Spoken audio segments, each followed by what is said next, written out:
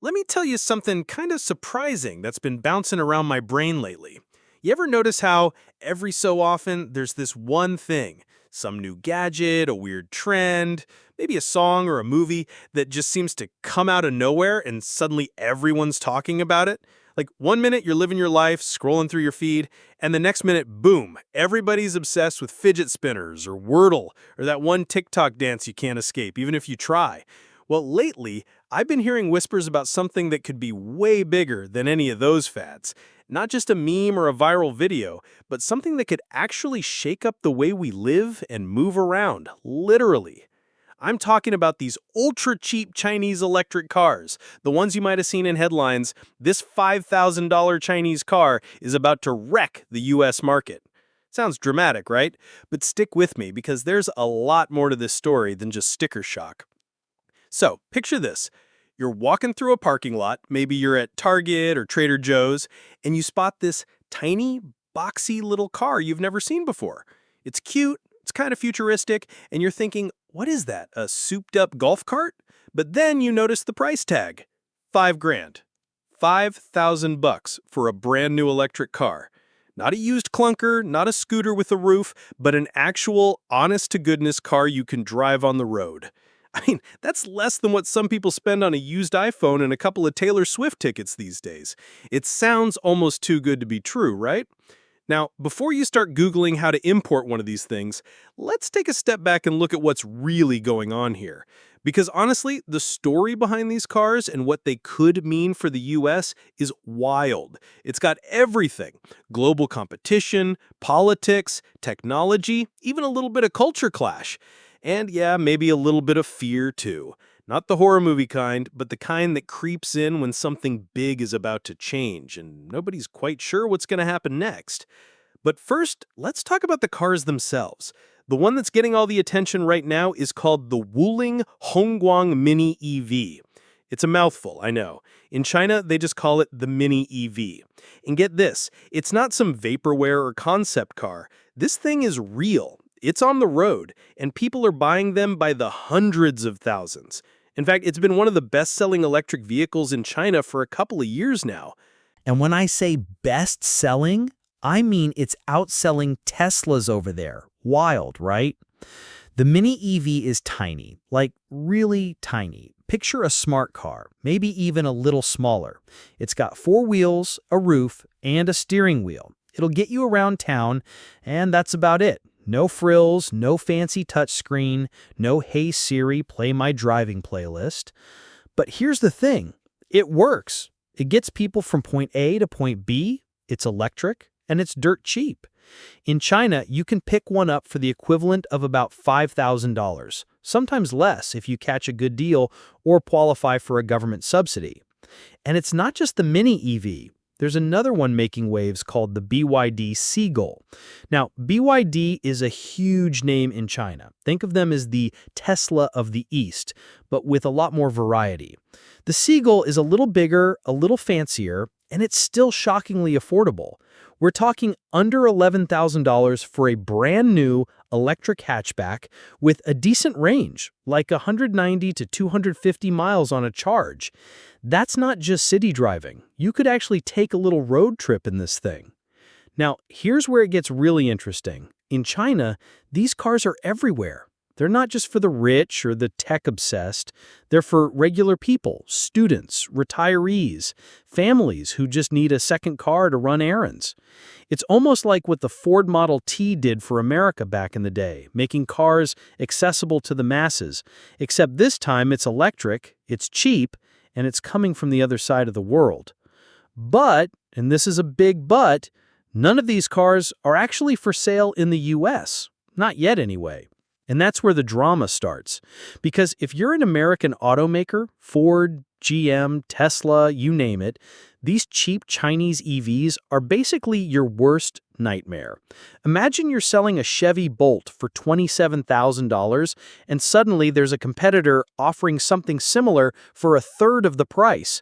How do you even compete with that? Now, let's pause for a second. If you're into this kind of deep dive, looking at the stories behind the headlines, figuring out what's really going on, I'd say stick around. I get into this stuff all the time, and it's always a wild ride.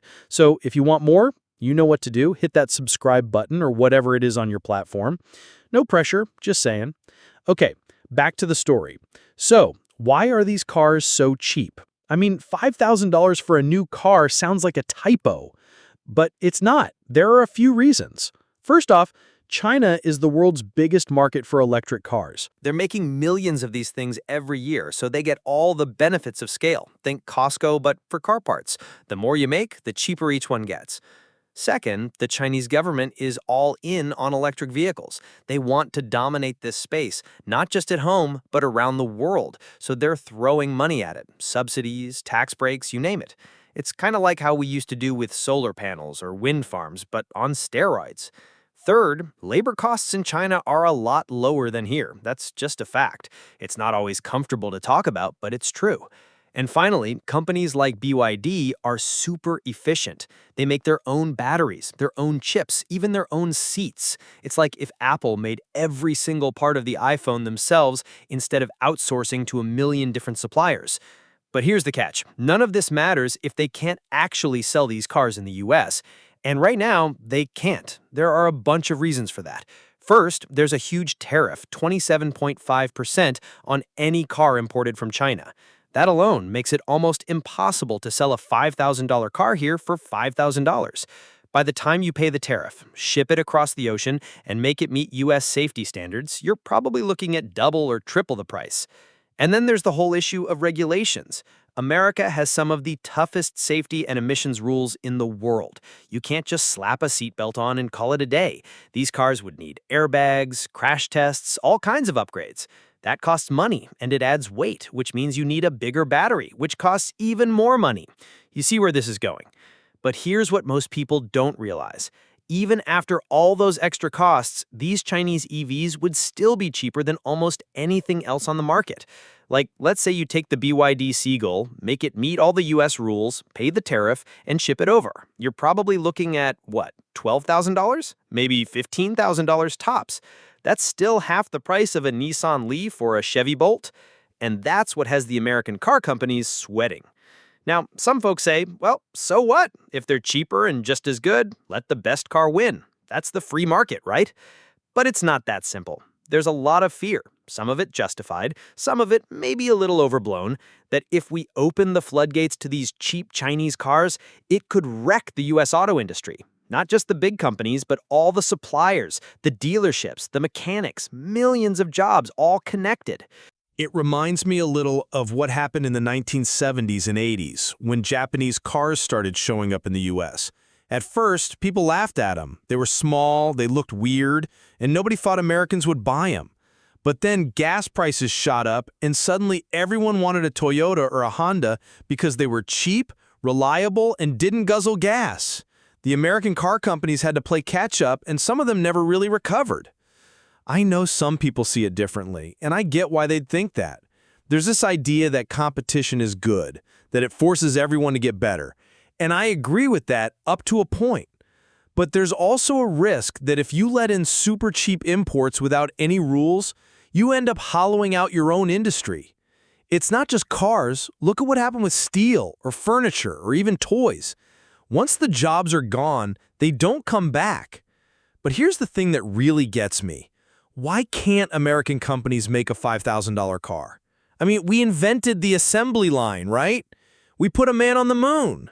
We have some of the best engineers and designers in the world.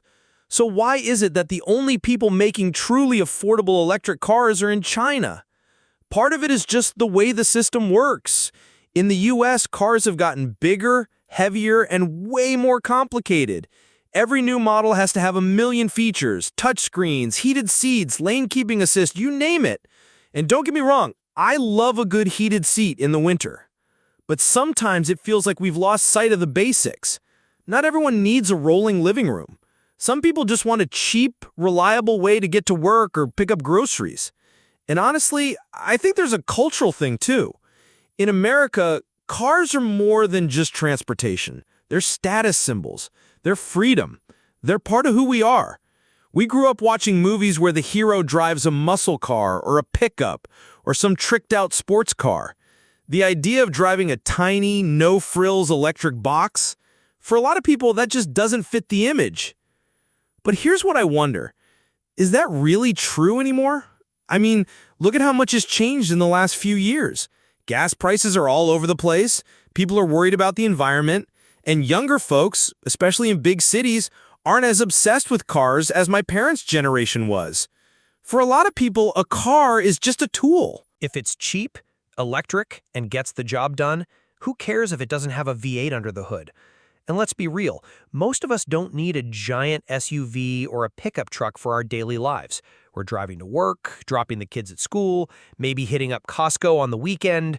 If you could do all that in a car that costs less than your phone, wouldn't you at least think about it? Now, this is where it gets really interesting, because these cheap Chinese EVs aren't just a threat, they're also a wake-up call. They're forcing us to ask some tough questions, like, what do we really want from our cars? Are we willing to pay extra for features we barely use? Or would we rather have something simple, affordable, and good for the planet? And it's not just about cars. It's about competition, about how we deal with change, about what kind of country we want to be. Do we put up walls and try to protect our industries, even if it means higher prices and less innovation? Or do we open the doors, let the chips fall where they may, and hope that American companies can rise to the challenge? Honestly, I don't have all the answers. There's a part of me that admires what the Chinese companies have done. They saw a need, they figured out how to make it work, and they delivered. That's impressive. But there's also a part of me that worries about what happens if we just let them take over. It's not just about cars, it's about jobs, about security, about who controls the technology of the future. A lot of folks don't talk about this, but there's also a national security angle. Some people worry that if we end up relying on China for our cars, especially electric ones, which are basically computers on wheels, we could be putting ourselves at risk. What if there's a conflict? What if they decide to cut off the supply of batteries or chips or whatever? It's not just paranoia. It's happened before with other industries. But then again, maybe we're overthinking it. Maybe the real issue is that we've gotten too comfortable, too used to doing things the old way. Maybe it's time for a little disruption, a little competition. Maybe these cheap Chinese EVs are exactly what we need to shake things up. Speaking of shaking things up, let's talk about what's happening in other parts of the world. Because while we're sitting here debating tariffs and regulations, these cars are already making waves in Europe, South America, even Mexico. In some places, they're selling like hotcakes. People love them. They're cheap, they're easy to park, and they don't pollute. It's like the future is already here, just not evenly distributed. So what's stopping us? Why can't you walk into a dealership tomorrow and drive off in a $5,000 electric car? Well, like I said, it's complicated. There are laws, there are tariffs, there's politics, but there's also something deeper, a kind of inertia, a resistance to change. And I get it. Change is hard. It's scary. But sometimes it's exactly what we need. Let me ask you this. If you could buy a brand new electric car for the price of a used laptop, would you do it? Would you trust it? Would you feel safe driving it? Or would you worry that you're getting what you pay for? I think a lot of people would at least be curious. And that curiosity, that willingness to try something new, is what drives innovation. But here's what I believe. The real question isn't whether these cheap Chinese cars are coming, it's whether we're ready for them. Are we willing to rethink what a car can be? Are we willing to demand more from our own companies? Or are we just going to sit back and watch while the rest of the world moves on without us? In my view, this is one of those moments where we have a choice. We can double down on the old ways, or we can embrace the new. We can be afraid, or we can be curious. And honestly, I think curiosity is always the better option. So next time you see a headline about a $5,000 Chinese car, don't just roll your eyes or shrug it off. Ask yourself, what if? What if we could have cars that are cheap, clean, and accessible to everyone? What would that mean for our cities, our environment, our wallets? And what would it take to make that happen here in America? I don't know about you, but I'm excited to find out. And if you are too, stick around because this story is just getting started.